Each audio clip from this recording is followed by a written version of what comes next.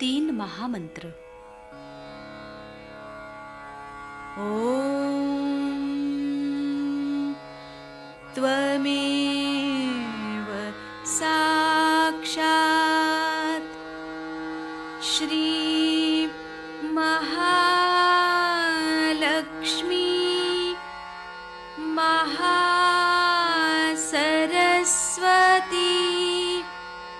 महाकाली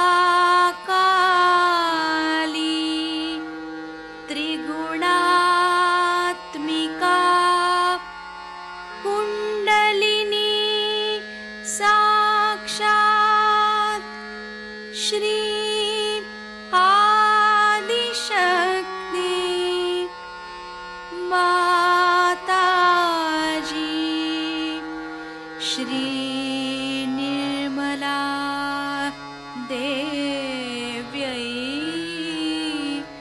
नमो नमः। ॐ त्वमेव साक्षात् श्री कल्की साक्षात् श्री आदिशक्ति माताजी श्री निर्मला देव्यै नमो नमः। ॐ त्वमेव साक्षात् श्री कल्की साक्षात् श्री सहस्रार स्वामिनी मोक्षप्रदायिनी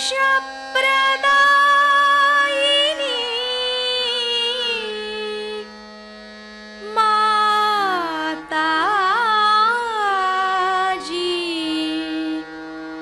श्री निर्मला देव्यै नमो नमः। श्री गणेश मंत्र। ओम त्वमेव साक्षात् श्री गणेश साक्षात् श्री आदिशक्ति माताजी श्री निर्मला देव्यै नमो नमः।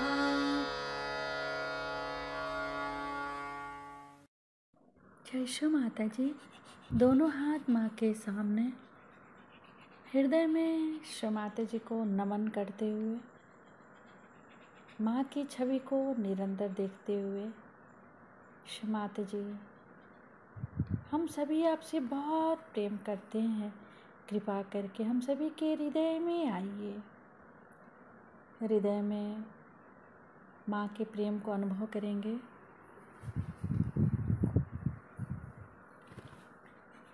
श्री माता जी हम सबको क्षमा कर दीजिए, हम सभी अज्ञानी हैं।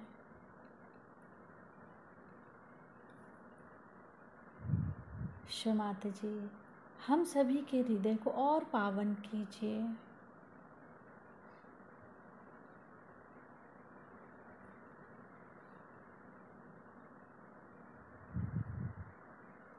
माँ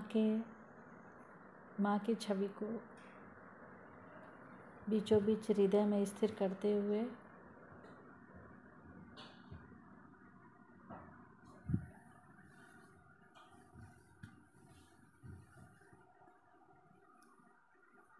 धीरे धीरे अपने संपूर्ण चित्त को दोनों हाथों पे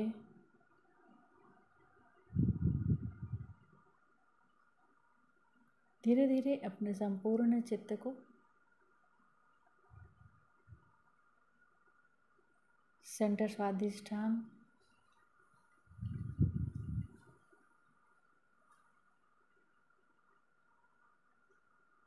सेंटर नाभि, राइट हृदय। शे माता जी, आप ही तो मेरे अंदर जिम्मेदारी भाव है। शे माता जी, कृपा करके हम सब के अंदर जिम्मेदारी का भाव उत्पन्न करें। शे माता जी, आप ही तो श्री सीता और राम हैं। कृपा करके हमारे अंदर मर्यादा दीजिए, हमारी वाणी में, हमारे चित्त में, हमारे कर्मों में मर्यादा दीजिए। संपूर्ण चित्त राइट हृदय, दाहिने हृदय पे।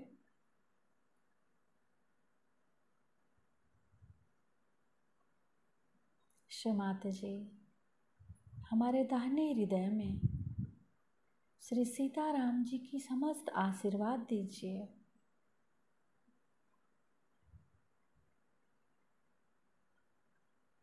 अपने चित्त को राइट हृदय पर क्लॉकवाइज 7 टाइम्स घुमाएंगे।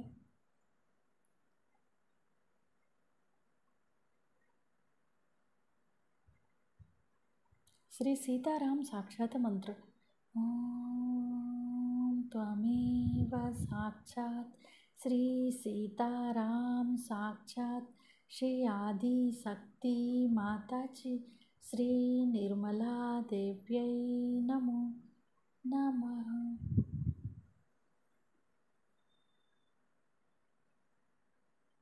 अपने राइट हृदय से सिर के तालु भाग को जोड़ेंगे। राइट हृदय और सिर का तालु भाग, जब तक दोनों जगह चैतन्य ना आए हम मिलाते रहेंगे राइट हृदय और सिर के तालु भाग को।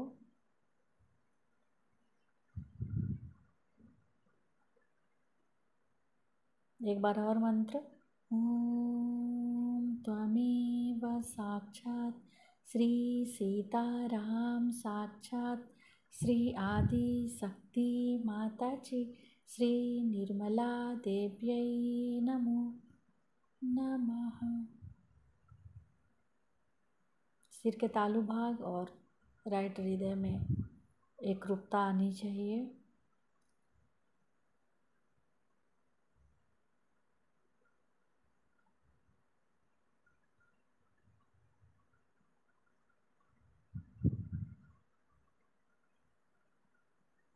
पूरे चित्त को सिर के तालु भाग पर रखकर अमृतवाणी सुनेंगे। परम तत्व का अर्थ क्या है? वो किस तरह से सृजन करता है? वो चीज क्या है?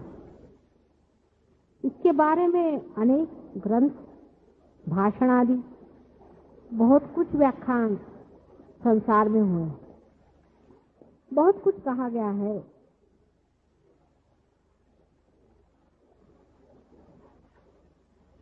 परम शब्द परमात्मा का द्योतक है। ये परमेश्वरी शक्ति है जो हर अणु रेणु में वास करके परमेश्वर का कार्य को संचालित है, चलाती है। अब ऐसे आंखों से कहने से, बातचीत करने से इस जमाने में कोई विश्वास नहीं करता, कोई इसको मान नहीं सकता। लेकिन जैसे मैंने आपसे पहले भी बताया है कि अभी लंदन में हाल ही में मैंने एक चित्र देखा था जिसमें उन्होंने सल्फर डाइऑक्साइड के मॉलिक्यूल्स दिखाए थे। उसमें दिखाया कि सल्फर और ऑक्सीजन के बीच में, इसके अणुओं के बीच में जो बंध हैं, बॉन्ड्स हैं, उनमें कोई तरंग से आ रहे हैं, जिससे ये लोग भी, साइंटिस्ट भी, वाइब्रेशन की तरह। आंखों देखी बात है, आंखों से आप भी देख सकते हैं। अणु और रेणु की स्थिति जो साइंटिस्ट बता सकते हैं कि अणु क्या है और रेणु क्या है, वो किस तरह से हैं, वो किस तरह से स्थित है, जड़ तत्व का पता साइंटिस्ट लगा सकते हैं। लेकिन उसमें आंदोलित होने वाला चैतन्य, जिसे वो वाइब्रेशन कहते हैं, उसके बारे में वो बहुत ही अनजान है और उसके बारे में वो कुछ भी नहीं बता सकते।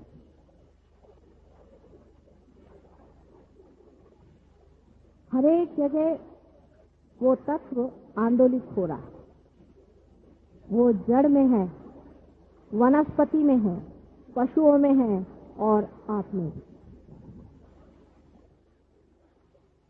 अपनी अपनी जगह वो आंदोलित है और संपूर्ण में चेतित भी है।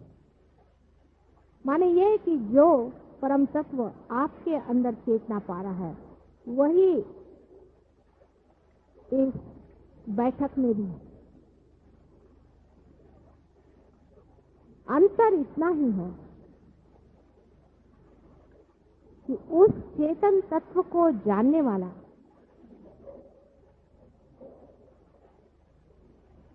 इसमें अभी जागरूक नहीं हुआ है, लेकिन मानव में ही ये जागृति आई हुई है कि उस चेतन तत्व को जाने। यही चेतन तत्व, परम तत्व, सारे संसार का संचालन, जो कुछ भी है संसार का, जो भी कुछ है, वो इसी का बनाया है। आप अगर कहें कि ये पंखा है, ये किससे बना?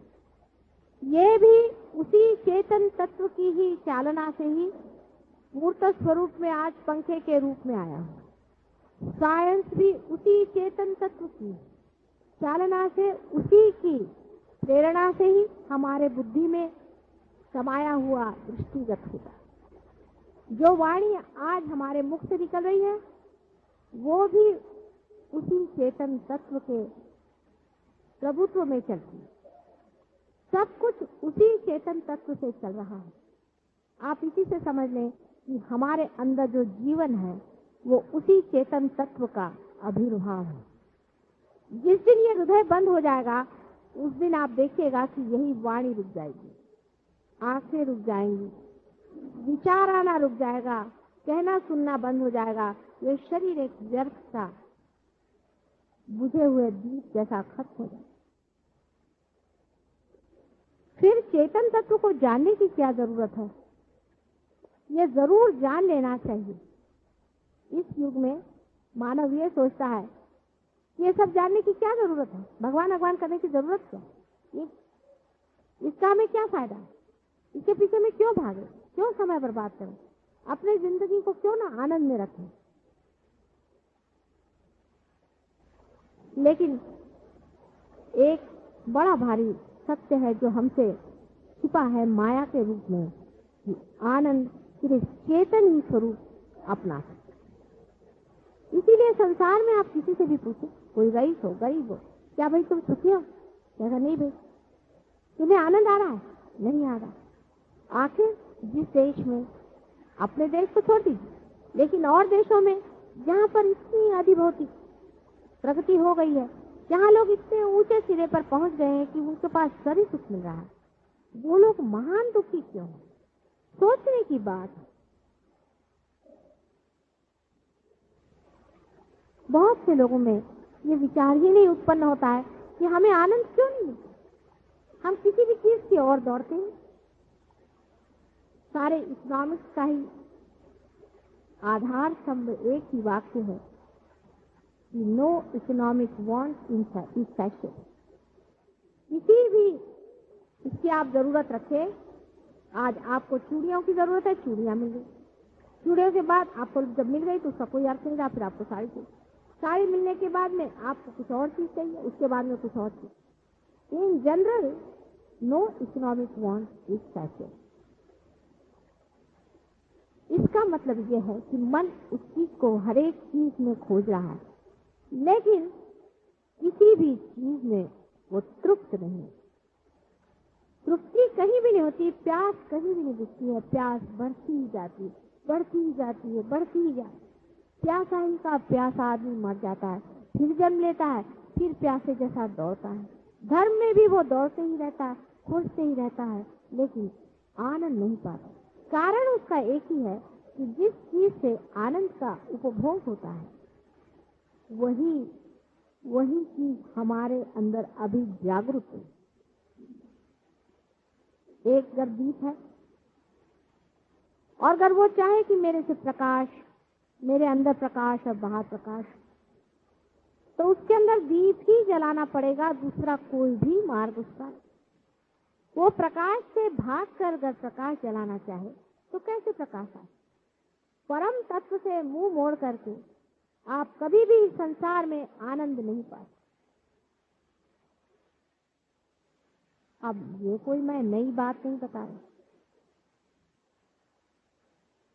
ऐसी बातें हजारों वर्षों से ऋषियों मुनियों ने इस भारतवर्ष में, इस योग भूमि में और भोग भूमियों में भी बहुतों ने कही और कहा और कह के मर भी गए और फिर से जिंदा हुए, फिर कहा, फिर मर गए, दुनिया भर की चीज हो गई, पर किसी ने इसको पाया। अंतर इतना ही है कि मैं आपको थोड़ा इस आनंद का दर्शन मात्र दे।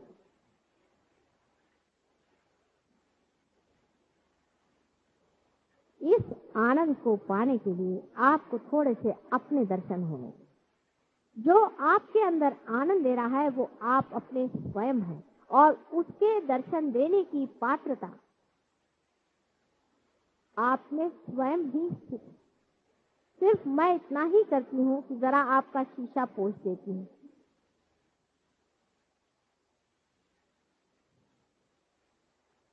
इसकी भी बहुत लोग ऐसी चर्चा करते हैं कि बड़े बड़े युगों के और कल्पांतरों के बाद में ही ऐसी दशा में मनुष्य आता है कि वो इस चीज को पाता होगा। और ऐसा भी कहते हैं कि ऐसे कैसे संभव हो जाता है। आजकल कलयुग में तो मनुष्य अत्यंत घृणित हो गया है और वो किस तरह से पा सकता।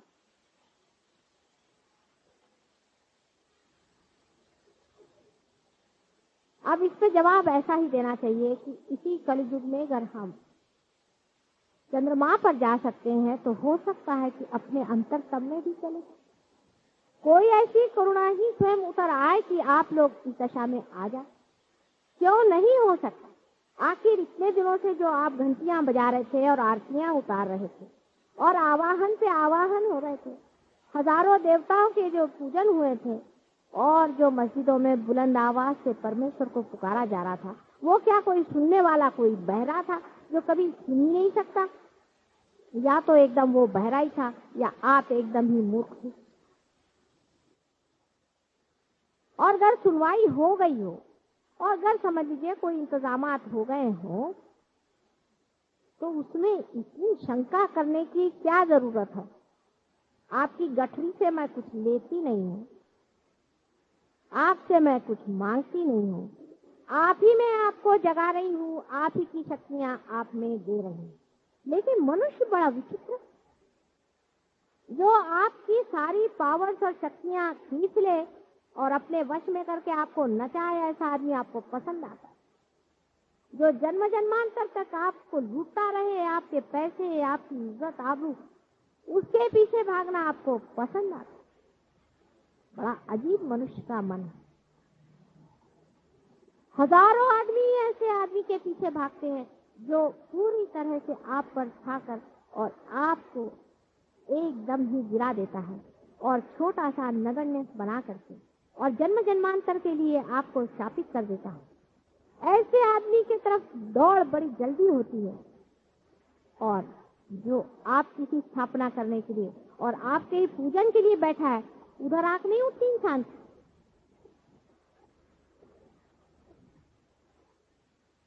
उधर विचार क्यों नहीं आता, सोच क्यों नहीं? कि पागल जैसे मैं जहां दौड़ा जा रहा था, इतने दिन तक मैंने इसमें क्या पाया? इस चीज में मैंने कौन सी ऐसी शक्ति पाई है जो मेरी अपनी स्वयं? गुरु वही है जो आपके अंदर आपकी शक्ति का सृजन करे और आपको अपने से परिचित करे, वही गुरु है। और जो आपकी सारी पावर छीन ले और आपको बेवकूफ बनाता घुमाए, वो गुरु है कि घंटाल है? आपको खुद सोचना चाहिए। मानव के अंदर कुछ ऐसे विचित्र दोष मैं देखती हूँ कि बड़ा आश्चर्य है। हो सकता है कि हमारे लिए मानव का समझना मुश्किल जाता है, जैसे मानव को हमारी ओर देखना मुश्किल जाता है। हो दूसरा दोष बड़ा विचित्र सा मानव में है कि जब कोई जीवित रहता है तो उसकी दुर्दशा कर देते हैं, और जब वो मर जाता है तब उसके चार चांद लगा। सीता जी को उसके घर में से निकाल दिया, तब कोई साधु संत हिला नहीं। जब वो मर गई तो उनके हजारों मंदिर बना के रख दिए।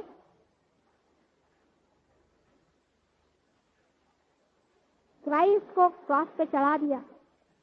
जब वो मर गए तो हजारों उनके मंदिर बना करके रखा दिए। समझ में नहीं आता, जिस वक्त वो जीवित थे तब आंखें सबकी क्या खत्म हो गई, ये जानकार नहीं रहा। अरे उनको जानने वाले कम से कम एक दो तो आदमी थे, उनकी भी बात नहीं सुनी। उन्होंने कमाल करके दिखाया, वो भी नहीं देखा, और उनको उठाकर क्रॉस पे डाल दिया। मोहम्मद साहब का हाल वही हुआ, ज्ञानेश्वर जी का हाल दूसरा हुआ। अब जब वो मर गए तो उनके 50 मंदिर इस बंबई शहर में बना डाले। मानव को समझना बड़ा कठिन।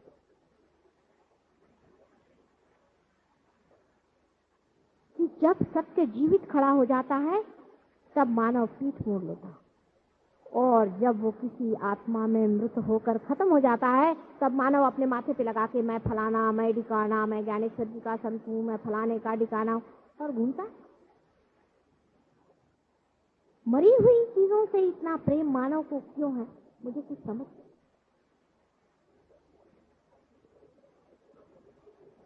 जो विनाशी चीजें हैं उससे क्यों इतना प्रेम मनुष्य करता है। रियलाइजेशन के बाद ही मैं देखती हूँ कि थोड़ा डगा डग मन चलते ही रहता।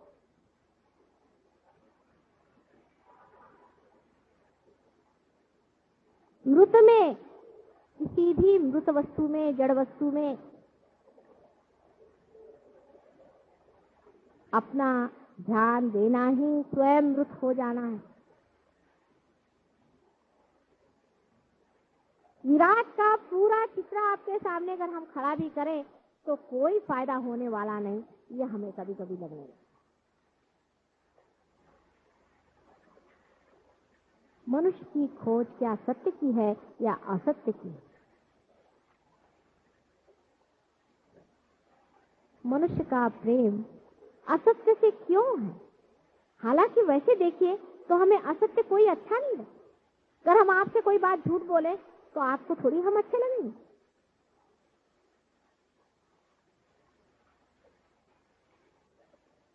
लेकिन सूक्ष्म से सूक्ष्मतर मनुष्य अपने को अगर जांचे तो ये देख सकता है कि उसमें जड़ के और मृत के और ध्यान बहुत अधिक है, बहुत ही अधिक है। और फिर वो दुखी है, वो दुखी जीव है, सारा संसार दुखी है। इन बेवकूफों को क्या किया जाए जो बेकारी में दुखी है। ये तो ऐसा ही हुआ कि आपका दिया सजाया, संवारा, सुंदर बनाया, उसमें सुंदर सा दीप भी जलाने की सारी व्यवस्था कर दी, बात लगा दी, बाती भी सजा दी,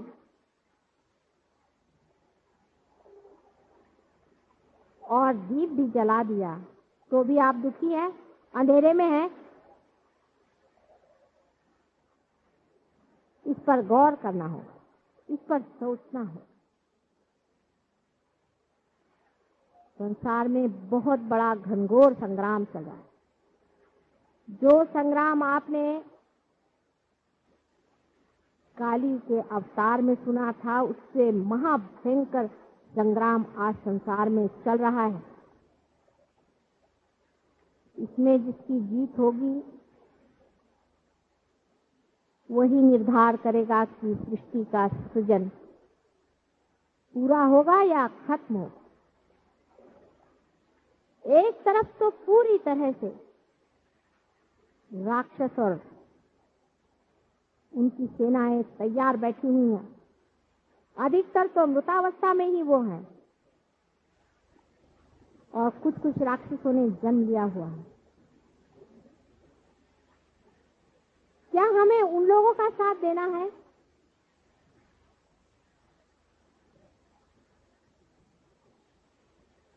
या हमें सत्य युग को इस संसार में लाना? बहुत से लोग मुझसे कहते हैं इस देश की गरीबी कैसे दूर होगी? आपके बकवास से दूर होगी क्या?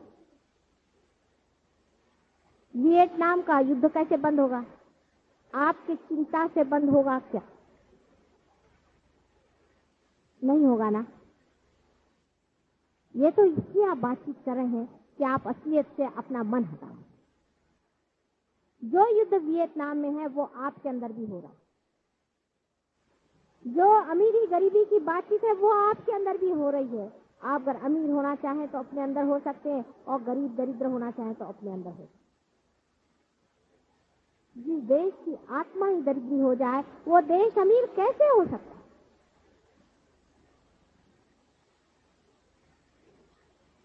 हमारी आत्मा में दरिद्रता, उस पर बादल छा गए हैं, अज्ञान के बादल, जिसको कि मैं नेगेटिविटी कहती हूँ, उसके बादल छाए हैं इस सारे संसार पर सबसे ज्यादा इस देश पर मैं देखती हूँ कि सारे भूत यहीं पर आए, उनको और कोई जगह नहीं मिली, और तुम लोग अपने हृदय में उसको स्थान दिए बैठे हुए।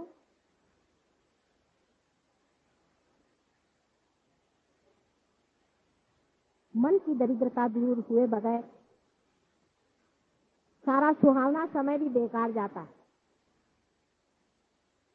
ऐसे ऐसे राक्षसों को आपने हृदय में स्थान दिया है इस देश में कि राक्षसों का नाश कर भी नहीं सकते, क्योंकि उनके सारे निशाचर आपके अंदर घुसे पड़े हुए हैं। उनका अगर नाश करें तो उनके निशाचर आपको फाड़ खा जाए। जिस दिन आप लोग उनको निकाल फेंकेंगे उसी दिन सबका ठिकाना हो जाएगा अपने आप। लेकिन पहली बात तय कर लें कि हमें परम तत्व को पूरी तरह से, पूरी सच्चाई के साथ जानना है।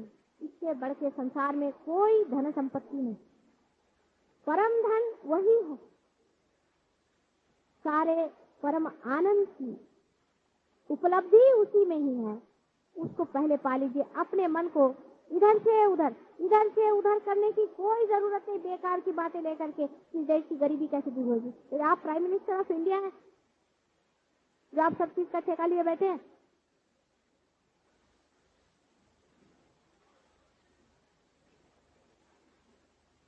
गरीबी तो शायद दूर हो भी जाएगी, लेकिन आप लोगों के भूत नहीं दूर होने वाले। जिनके देशों में गरीबी नहीं, वहां देखिए दूसरे तरह के भूत काम कर रहे हैं। लंदन में गए, ईसा मसीह ने बताया था कि भूतों के चक्कर में जाना मत। उन्होंने साफ साफ बता दिया। बेचारों ने 100 मरतबा कहा होगा, तो सारे ईसाई देश उसी भूतों के ही चक्कर में घुसे हैं। जो वहां के बूढ़े लोग हैं, उनके अपने यही मीडियम चल रहे हैं, ESP चल रहे हैं, वो स्पिरिचुअल हीलिंग चल रहा है, फलाना चल रहा है, ढिकाना चल रहा है। और जो जवान है उनके लिए यहाँ से गए हुए हैं उनको लूटने के लिए। सब भूतों के चक्कर में घूम रहे हैं। किसी ने परम तत्व को आज तक खोजा नहीं, न उधर दृष्टि की, ना उठाने वाले हैं, और अपने को ईसा मसीह का बड़ा भारी चेला कहते हैं। अमेरिका में यही हाल है। वहां तो विचक्राफ्ट तक चल रहा है खुलेआम। जैसे अपने यहाँ भानामती होता है और ये निकालते हैं, वो निकालते हैं, ये करते हैं, वो करते हैं, वो वहां पे बाकायदा खुले आम रेगुलर सोसाइटीज है।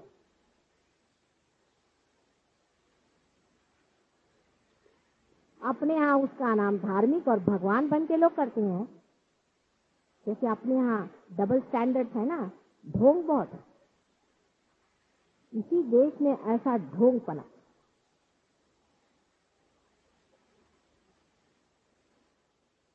हम लोगों को ढोंग को तो चाक करना आता नहीं, सत्य को क्या करें?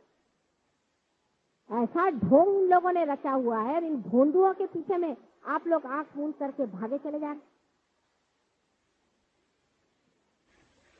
हो सकता है कि आप मोड़ लें अपने को पूरी तरह। आज संसार के रंगमंच पे आप ही लोग बैठे हुए हैं। आपको आश्चर्य होगा कि आप बड़े चुने हुए लोग, बड़े ही चुने हुए लोग हैं जिसलिए आप पार हैं। कितने लोगों के हाथ से वाइब्रेशंस आते हैं संसार में, जरा जाके देखिए तो। बड़े बड़े लोग मैंने देख लिए, बड़े स्वामी और साधु और फलाने और ढिकाने। ऐसे कौन बड़े भाड़ी लगे हुए हैं दुनिया में, मैं देख लूं जा करके कि जिनके अंदर से वाइब्रेशंस आते। सब ढोंगी लोग हैं, भोंदू लोग हैं, और आप लोगों के हाथ से वाइब्रेशंस आ रहे हैं जिसका वर्णन बड़े बड़े महात्माओं ने बड़ी ऊंची दशा में जब मनुष्य पहुंचता है तब मिलता है इस तरह से। लेकिन आप कर्तृत्व सीख लीजिए, कुछ करके दिखाना है, ये बात है। मैं देखती हूँ, मुझे बड़ा आश्चर्य लगता है और पतन हो जाता है। चालाकी कर, चालाकी से धर्म कभी नहीं अंदर खड़ा हो सकता। और मेरे साथ चालाकी, सारी चालाकी आई कहां से? मेरे ही पेट से आई है। उससे चालाकी करते हैं, मेरे सामने बड़े साधु महात्मा बन के बैठते हैं। उस चालाकी को त्याग। ये जो कुछ वाइब्रेशंस है, ये तुम्हारे अंदर का थोड़ा बहुत जो भोलापन है वही बह रहा है। ये जो थोड़ा सा तुम्हारे अंदर भोलापन आया है तुम्हारी माँ से, वही बह रहा है भोलेपन में। भोले आदमी को कोई ठग नहीं सकता, ये सत्य। और ठगेगा तो भी ऐसा नाटक बनेगा कि ठगने वाला ही ठग जाएगा। रावण के चक्कर में अगर सीता जी फंस गई थी, उनके भोलेपन का एक दर्शन है।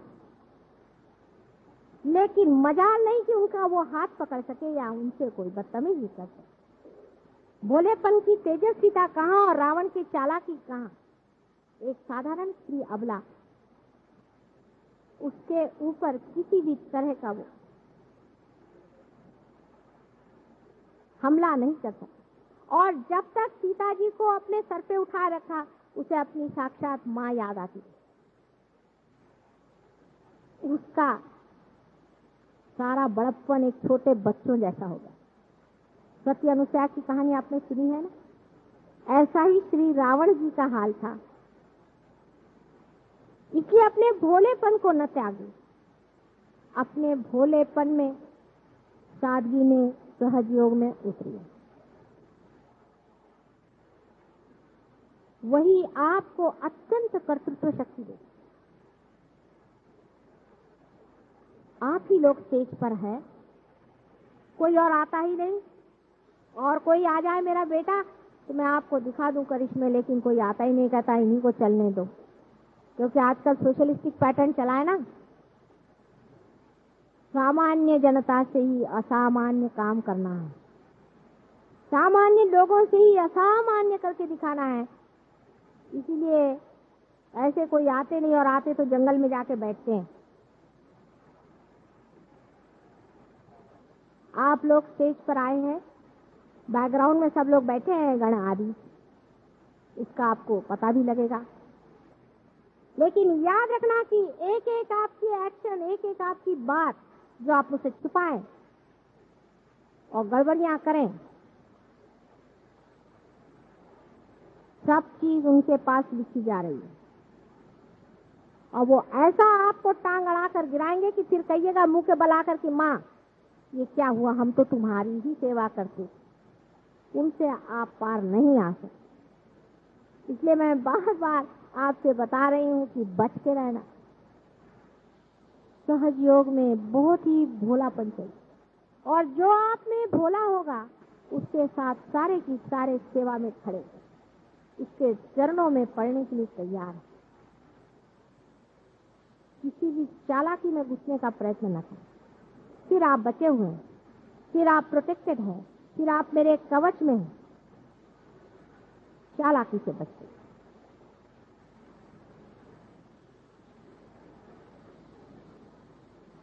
आज के शुभ मुहूर्त पर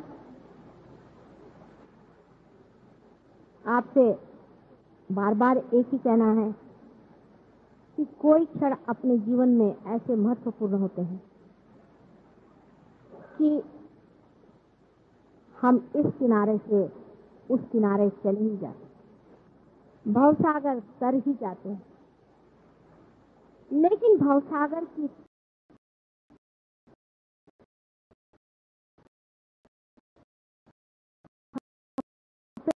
जब तो भवसागर अभी कुछ फायदा ही नहीं है।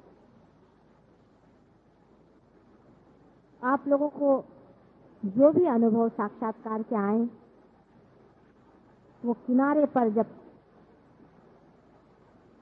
बिल्कुल ही बेकार हो जाते हैं,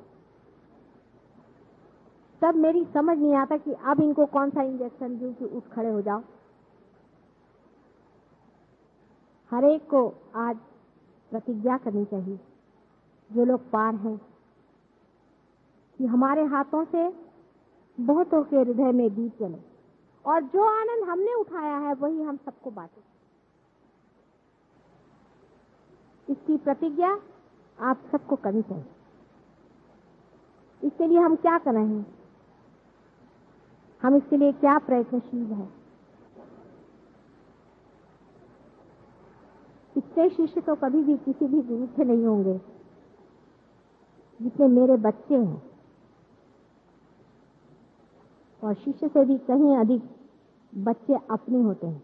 लेकिन कलयुग का मामला और माँ का हिसाब किताब जोड़ ले, इसे बहुत बचने की जरूरत। माँ की स्थापना कलयुग में बड़ी मुश्किल से होती है, अगर हो जाए तो ऐसा आदमी परम शक्तिशाली हो सकता है। दूसरों से लड़ने में अपनी शक्ति व्यर्थ न करें, आपस में लड़ाई झगड़ा लगाने में अपनी शक्ति व्यर्थ न करें, दूसरों की ओर देख करके अपनी शक्ति नष्ट न करें, लेकिन अपने से लड़िए, खुद से लड़िए, अपनी ओर देखें, अपनी ओर नजर करें और अपने से पूछो कि क्यों मैं इतना निर्बल हो रहा हूँ, क्या बात है, क्यों, आखिर क्या, कौन सी ऐसी बात है जो हमने आपको दी नहीं, कौन सी ऐसी बात है जो हमने आपको समझाई नहीं। आपने कहा हमें शरीर ठीक दो, भाई शरीर ठीक दे दिया। किसी ने कहा हमारे बाल सफेद कर दो, उनके बाल सफेद कर दिए। किसी ने कहा हमारे काले कर दो, उसके बाल काले कर दिए। किसी ने कहा बेटा दे दो, उनको बेटा दे दिया। किसी ने कुछ मांगा, वो दे दिया।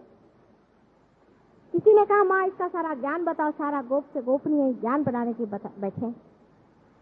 किसी ने कहा माँ हमें ये चीज दे दो, वो चीज। सब देने के बाद भी अगर ऐसा ही निठल्लापन है तो फिर क्या किया जाए भाई, देकर हम लेने वाले तो नहीं है, लेकिन आपको और कुछ अगर पाना ही है उठना होगा, बगैर उठे काम नहीं होगा। आज के दिन जरूर सबको अपने मन ही मन प्रतिज्ञा करनी है। छोटी छोटी चीजों में मैं देखती हूँ कि मनुष्य घबरा जाता है। जैसे एक साहब को मैंने कहा यहाँ बैठी, दूसरे से कहा वहां बैठी, फिसल गए। एक को मैंने चिट्ठी लिखी, दूसरे को नहीं लिखी, फिसल गए। कोई साहब थे, उनको मंत्र गाने को कहा, दूसरे को इसको कहा, इस पर फिसल। ये क्या है?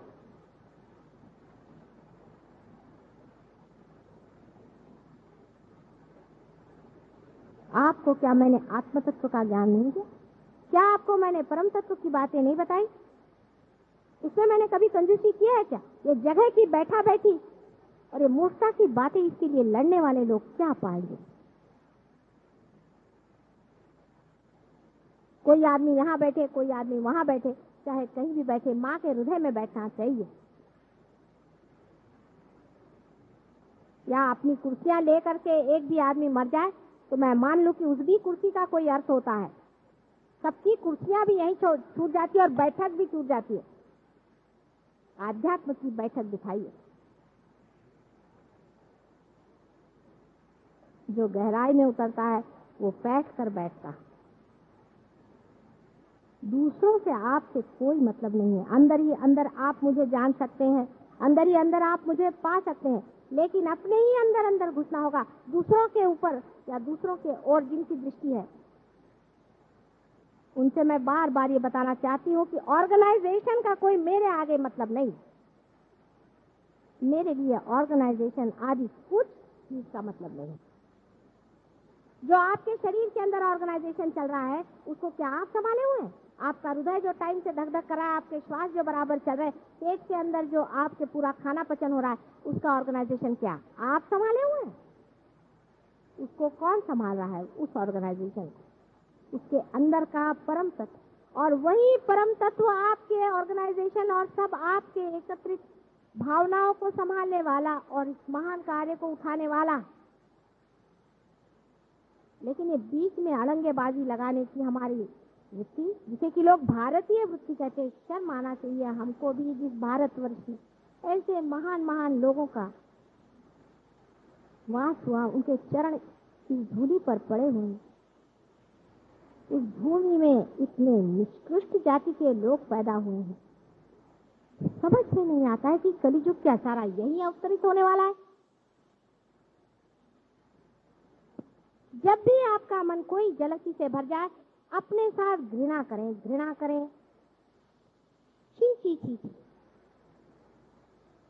आज भी इतने शुभ दिन में भी मैंने ऐसी बात देखी, मुझे बड़ा ही विचित्र लगा। आज कितना मंगल का समय, कितना आनंद का समय है और कितनी बहार आनी चाहिए थी, जैसे कि संसार में एक नया ही वातावरण और हवा फैली।